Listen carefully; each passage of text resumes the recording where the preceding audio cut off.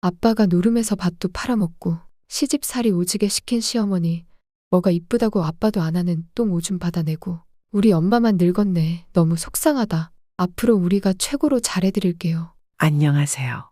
저는 올해 70살, 아들 하나, 네 딸을 둔 엄마입니다. 제 이야기는 조금 길고 어쩌면 우울할 수도 있지만 이렇게라도 털어놓고 싶어졌어요. 첫째 딸로 태어난 날부터 시작된 무거운 짐.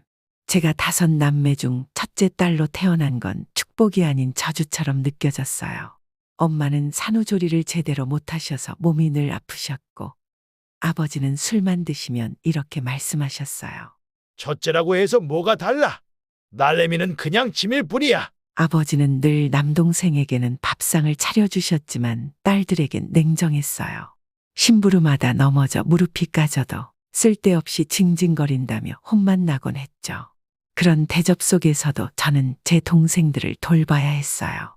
특히 막내 남동생은 집안의 희망으로 여겨졌거든요. 아버지는 거의 매일 술로 지내셔서 일하는 곳에서 쫓겨나기 일쑤였고 술 먹고 동네 사람들과 싸움이라도 하는 날엔 엄마가 돈을 물어주기 바빴어요. 그 와중에 엄마는 약했던 몸이 버티다 나중엔 거의 누워서 생활하게 되셨고 집안의 가장은 제가 되어야 했어요. 그리고 저는 고등학교도 다니다가 중퇴했어요. 그날 엄마가 제 손을 꼭 잡고 말씀하시던 게 지금도 생생합니다. 미안하다, 딸아. 엄마가 믿을 사람은 영숙이 너밖에 없구나. 엄마가 너무 미안하다. 하시며 흐느끼셨어요. 그 말 한마디에 저는 울지도 못하고 공장으로 발길을 돌렸어요. 하루에 12시간씩 서서 일하던 날들, 기름 냄새가 진동하던 그 작업장에서 가끔 너무 힘들어 벽에 기대 한숨을 쉬곤 했습니다. 그럴 때마다 어깨를 다독이던 동료 언니의 말이 위로가 됐어요. 우리 같은 사람은 꿈도 꾸지 말아야 해. 그냥 동생이나 잘 키우면 효도한 거지. 그 말이 맞다고 스스로를 다독이며 버텼어요. 그렇게 공장에서 일하다가 26이 되던 해에 공장 언니의 소개로 김 씨를 만났어요. 10살 연상이었지만 책임감 있고 효자라서 믿음이 갔죠. 결혼 후에는 남편을 믿고 시댁 살림을 도왔는데 운명의 장난이었을까요? 엄마를 닮았는지 딸만 연달아 넷을 낳으면서 시어머니의 구박은 끝이 없었어요. 그러고도 미역국이 넘어가냐? 손도 많이 가는 가난한 집에 쓸데없이 딸만 줄줄이 나오면 어떡해? 며느리 입장에서는 아무 말도 못하고 그냥 고개만 숙였어요. 나중에 드디어 5째 아들을 낳았을 땐 안도의 한숨을 쉬었지만 그동안 들은 말들은 제 마음에 돌처럼 남아 있었습니다. 그렇게 한동안 어머니의 구박은 끝이 나서 조금 숨 쉬어질 만할 즈음 다른 데서 일이 터지고 말았습니다. 남편이 동네의 박 씨에게 넘어가 노름에 손을 댔습니다. 저는 남편을 붙잡고 얼마나 울며 말렸는지 모릅니다. 여보, 이건 우리 밭을 판다고 해도 안 될 일이야. 여보, 제발 이러지 말아요. 하지만 남편은 저를 바라보며 애써 웃으며 말했어요. 괜찮아. 한 번만 하면 돼. 이기면 우리 애들 걱정도 끝이야. 그리고 우리 막내 대학교 보낼 돈은 있어야 하지 않겠어? 언제 밭농사 지어서 그 비싼 학비를 마련할 건데. 이번이 마지막이야, 마지막. 결국 그 한 번이 화근이었죠. 밭을 날리고 딸들의 학업은 중단됐습니다. 큰딸은 울며 저를 붙잡고 말했어요. 엄마, 괜찮아요. 우리 공장에서 일하면 돼요.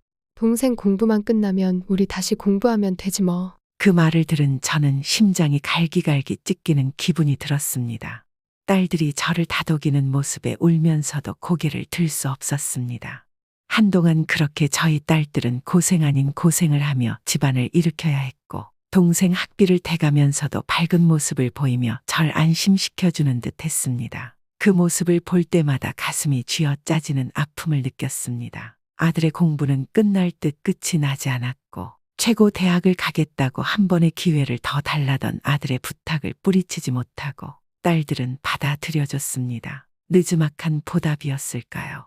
아들은 대한민국 최고의 대학교에 입학을 했고 없는 돈으로 떡을 해서 동네에 돌리며 기쁨을 함께 했습니다. 하지만 합격하고도 하숙비에 학비에 한동안 딸들의 고생은 계속되었습니다. 그러던 중 아들 대학교 4학년 때 거기서 부잣집 딸과 만나더니 우리와는 점점 멀어졌습니다. 명절에도 오지 않고 여자친구 회사에서 대릴사위처럼 일하고 있었습니다. 제가 전화라도 하면 짜증 섞인 목소리로 이렇게 말하더군요. 엄마 바빠요. 나중에 전화할게요. 그 말을 듣고 전화를 끊을 때마다 제 손이 덜덜 떨렸어요. 그럴 때마다 딸들은 엄마, 걔도 졸업하면 취직하느니 좋은 집 대릴사위로 들어가서 회사 물려받음 좋지 뭘 그래. 그 말을 들으니 아들도 먼 타지에서 잘 사는 집 자식들하고 경쟁한다고 힘들게 애쓰는 모습이 안쓰럽게 느껴지더군요. 더 좋은 부모 만났더라면 아들도 굳이 여자친구한테 눈치 볼 필요도 없었을 테니 말이죠. 반면 제 딸들은 저를 기쁘게 해줍니다.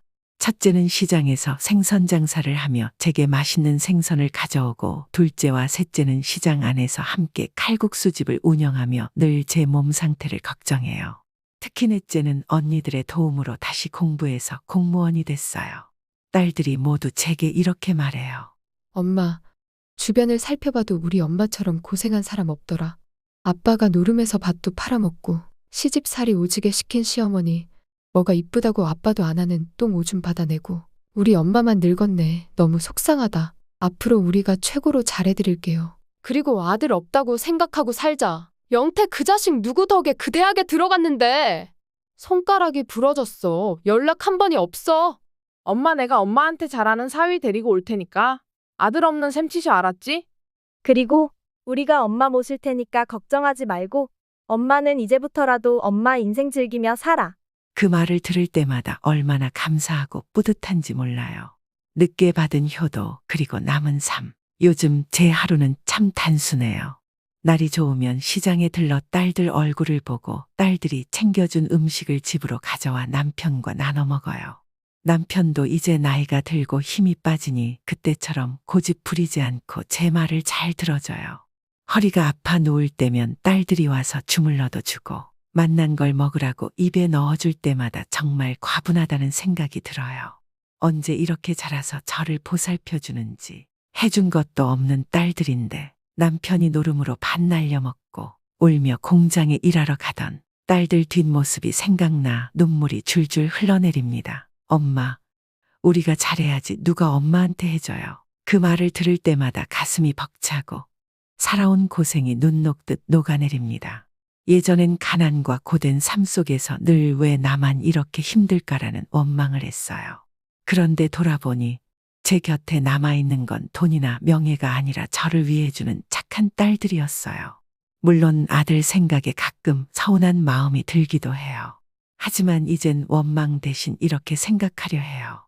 아들이 그곳에서 잘 살고 있다는 것만으로도 다행이라고요. 남은 생은 딸들과 자주 웃고 남편과 함께 조용히 살아가고 싶어요. 이제는 제 딸들이 저를 위로해주고 저를 사랑해주는 게 가장 큰 행복입니다. 제 이야기가 누군가에겐 위로가 되길 바라며 오늘도 내 딸을 생각하며 하루를 시작합니다. 감사합니다.